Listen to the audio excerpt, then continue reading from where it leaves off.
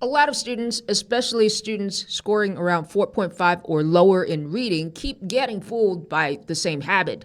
They see an answer option with the same keyword mentioned in the target paragraph, and then they choose it.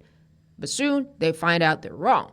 Or they learn somewhere that they should only read the part of the paragraph that matches the keyword in the question or answer option to save time. But soon they find out they're wrong.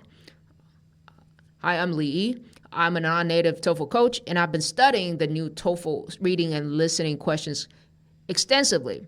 So let me show you how TOEFL designed answer options to confuse you so that you can unconfuse yourself when you select these answers. Okay, let me show you what I mean. Here's a passage about solar panel efficiency. I want you to pause the video for a minute and choose your answer. If you can choose the right answer and clearly explain why the others are wrong, you can probably skip the rest of this video. When you're ready, resume the video. All right, the correct answer is C. The source sentence is, for instance, innovation in cell structures such as bifacial designs can capture sunlight from both sides, enhancing performance. Notice the correct answer is not copied directly from the passage. Instead, it paraphrases the meaning.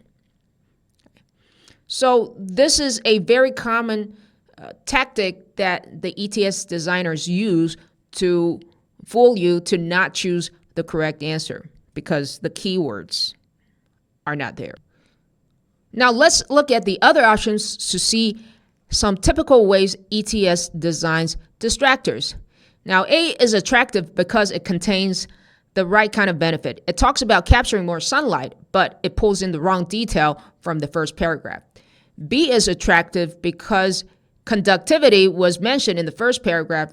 It's from the wrong paragraph, but energy conversion is also mentioned in the second paragraph. So you feel like, it should be correct.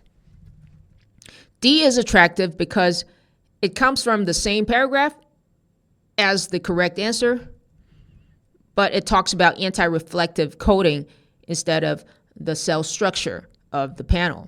So as you can see, TOEFL can mix in keywords from the same paragraph or from different paragraphs to confuse you. And sometimes a wrong answer can even be true in real life, but it is still not what the passage says. I want you to notice another thing. The correct answer uses a scope word mainly. A lot of students want to eliminate answers containing words like mainly, only, primarily, always, or never automatically. They heard somewhere that they should eliminate extreme options. That is not the right rule to follow these days.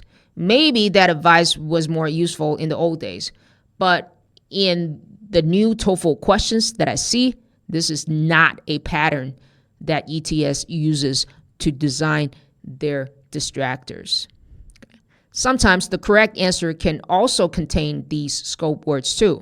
So the real question is not how absolute, how extreme, or how strong some of the words in your answer options sound, but does the meaning match what the passage actually says? So to conclude, do not choose an answer just because it has the same keyword as something you read in the passage. And do not eliminate an answer just because it feels too strong. Read carefully and match meaning. One more thing. Even if you already have one answer you like, still check the other options. Find support for all of them because you can have wrong first impression about a sentence. It happens to everyone. Do not trust your first instinct too much.